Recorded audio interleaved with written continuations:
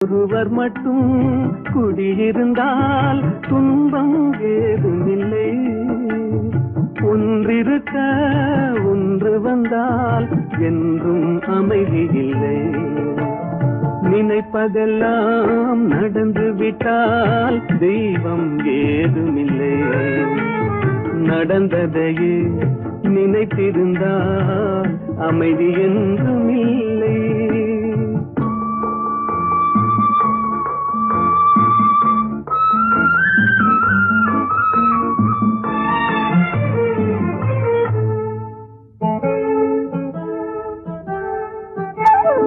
எங்கே வாழ்க்கை தொடங்கும், அது எங்கே எவ்விதம் முடியும்?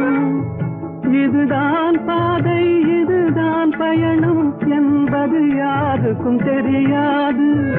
எங்கே வாழ்க்கை தொடங்கும்,